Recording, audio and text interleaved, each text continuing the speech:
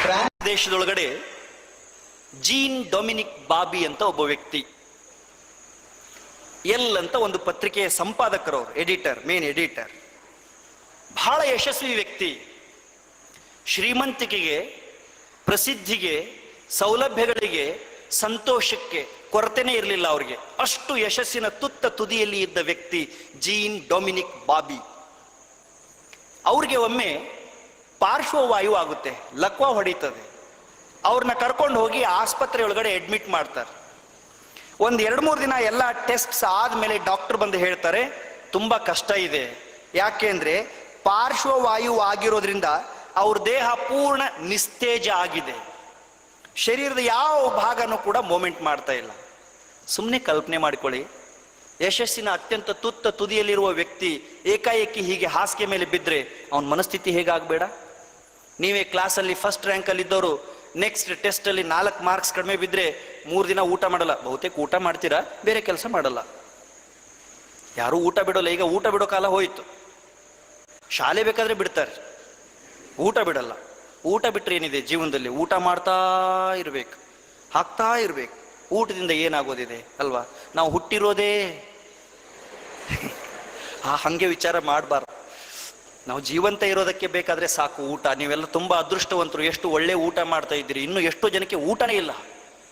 ಊಟ ಬಟ್ಟೆ ಇರದೇ ಇರೋರು ಗೆದ್ದು ನಿಲ್ಬೇಕಾದ್ರೆ ಊಟ ಬಟ್ಟೆ ಇರದೇ ಇರೋರು ನಾವ್ ಯಾಕೆ ಗೆಲ್ಲಬಾರ್ದು ಅಂತ ಆಲೋಚನೆ ಮಾಡಬಾರ್ದು. ಮತ್ತೆ ಕೆಲವು ಜನ ಊಟನೇ ದೊಡ್ಡ ವಿಷಯ ಮಾಡ್ಕೊಂಡು ಕೂತಿರ್ತಾರೆ. ಇನ್ನು ಕೆಲವರು ಊಟದ ಟೇಬಲ್ನ ಎಷ್ಟು ನೀಟಾಗಿ ಇಟ್ಕೊಂಡಿರ್ತಾರೆ ಅಂದ್ರೆ ಸ್ಟಡಿ ಟೇಬಲ್ ಕಡೆ ಅವ್ರು ಗಮನನೇ ಮಾಡೋದಿಲ್ಲ. It has to be clean ಯಾರ್, everything has to be prepared. ಇದು ಇಲ್ಲಿ, ಇದು ಇಲ್ಲಿ, ಇದು ಇಲ್ಲಿ. ಊಟದ ಟೇಬಲ್ಲೇ ನನ್ನ ಪೂಜಾ ಮನೆ ಅನ್ನೋರು ಇದ್ದಾರೆ. ಇರ್ಲಿ, ಅವ್ರ ಬಗ್ಗೆ ನೀವು ಆಲೋಚನೆ ಮಾಡಬೇಡಿ. ಯಶಸ್ಸಿನ ತುತ್ತ ತುದಿಯಲ್ಲಿರುವ ಡೊಮಿನಿಕ್ ಬಾಬಿ ಪಾಪ ಹಾಸಿಗೆ ಮೇಲೆ ಮಲ್ಕೊಂಡಿದ್ದಾನೆ. ಒಂದು ದಿನ ಎಲ್ ಪತ್ರಿಕೆ ಒಳಗಡೆ ಆತನ ಮಾಹಿತಿ ಇರಲಾರದೆ ಪತ್ರಿಕೆ ಹೊರಗೆ ಹೋಗ್ತಾ ಇಲ್ಲ. ಈಗ ಆತ ಪೇಷಂಟ್. ಜಗತ್ತಿನ ದೊಡ್ಡವರೆಲ್ಲ ಬೇಕಾದಾಗ ಬಂದು ಅವನ ಸಲಹೆ ಪಡಿತಾ ಇದ್ರು. ಈಗ ಆತ ಮಲ್ಕೊಂಡಿದ್ದಾನೆ. ಅವನ ಸುತ್ತಮುತ್ತ ಇದ್ದವರೆಲ್ಲ ಮಾತಾಡಿದ್ರು. ಜೀನ್ ಡೊಮಿನಿಕ್ ಬಾಬಿಯ ಕಥೆ ಇಲ್ಲಿಗೆ ಮುಗೀತು. ಅವನಿನ್ನೇನು ಮಾಡೋದಕ್ಕಾಗೋದಿಲ್ಲ. ಮತ್ತೆ ಡಾಕ್ಟರ್ಸ್ ಕೂಡ ಪ್ರತಿ ಸರಿ ಬಂದು ಟೆಸ್ಟ್ ಮಾಡಿದಾಗ ಅದನ್ನೇ ಹೇಳ್ತಾ ಇದ್ರು, you can't do anything else. ಭಗವಂತ ಎಲ್ಲಿವರೆಗೂ ನಿಮ್ಮನ್ನು ಜೀವಂತವಾಗಿರ್ತಾನೋ ಅಲ್ಲಿವರೆಗೂ ಇದ್ದು ಬಿಡಿ ಅಂತ. ಜೀವಂತವಾಗಿರೋದಷ್ಟೇ ಸಾಧನೆ ಅನ್ಕೊಂಡ್ರೆ ಅದಕ್ಕಿಂತ ಫೂಲಿಶ್ನೆಸ್ ಏನಿದೆ ಹೇಳಿ? ಜೀವಂತವಾಗಿರೋದೇ ಸಾಧನೆ ಅಂತ ಅನ್ಕೊಂಡ್ರೆ ಅದಕ್ಕಿಂತ ಫೂಲಿಶ್ನೆಸ್ ಏನಿದೆ ಹೇಳಿ? We are here to achieve something else. We are here to achieve something else. ಒಂದಿನ ಜೀನ್ ಡೊಮಿನಿಕ್ ಬಾಬಿಗೆ ಟೆಸ್ಟ್ ಮಾಡೋ ಡಾಕ್ಟರ್ ಗಮನಿಸ್ತಾರೆ. ಖುಷಿ ಆಗ್ಬಿಡುತ್ತೆ ಅವ್ರಿಗೆ. ಯಾಕೆ ಅಂದ್ರೆ ಇಡೀ ಶರೀರದ ಯಾವ ಭಾಗನೂ ಚಲನೆಯಲ್ಲಿಲ್ಲ, ಆದ್ರೆ ಆತನ ಎಡಗಣ್ಣಿನ ಹುಬ್ಬು ಮಾತ್ರ ಅಲಗಾಡ್ತಾ ಇದೆ ಅವಾಗವಾಗ. ವಾವ್, ಎಂತ ಟರ್ನಿಂಗ್ ಪಾಯಿಂಟ್ ಅಲ್ಲ. ನಾವು ಹುಬ್ಬೊಂದು ಅಲಗಾಡ್ತಿದ್ರೆ ಏನ್ ಮಾಡ್ತಿದ್ವಿ ಹೇಳಿ? ಅಂತಿದ್ವಿ ಅಲ್ಲ. ನಮ್ಮ ಪೇಷಂಟ್ ಯಾವ್ದಾದ್ರು ಹಾಸ್ಪಿಟ್ಲ್ ಅಡ್ಮಿಟ್ ಇದ್ದು 1 ವಾರ ಆದ್ಮೇಲೆ ಸ್ವಲ್ಪ ಅಲಗಾಡಿದ್ರೆ, ದೇವ್ರೆ ಏನಾದ್ರೂ ಮಾಡಪ್ಪ ಅಂತಿದ್ವಿ. ಏನಾದ್ರೂ ಮಾಡು ಅಂದ್ರೆ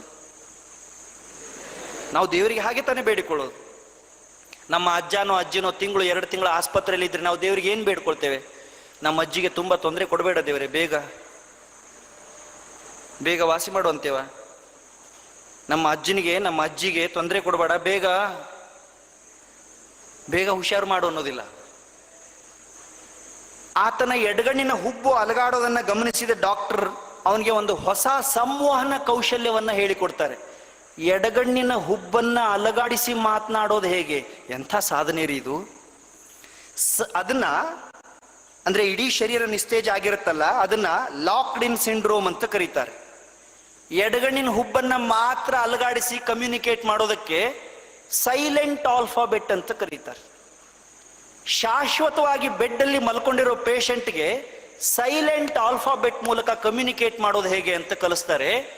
ಬೆಡ್ಡಲ್ಲಿ ಶವದ ಹಾಗೆ ಮಲಗಿದ್ದ ಬಾಬಿ 3-4 ವರ್ಷದೊಳಗಡೆ ತನ್ನ ಎಡಗಣ್ಣಿನ ಹುಬ್ಬನ್ನ ಮಾತ್ರ ಮಿಟುಕಿಸಿ ಲಕ್ಷಾಂತರ ಸರಿ, ಕೋಟ್ಯಾಂತರ ಸರಿ ಅಲಗಾಡಿಸಿ ಒಂದು ಹೊಸ ಪುಸ್ತಕನ ರಚನೆ ಮಾಡ್ತಾನೆ ರೀ. ಹೊಸ ಪುಸ್ತಕನ.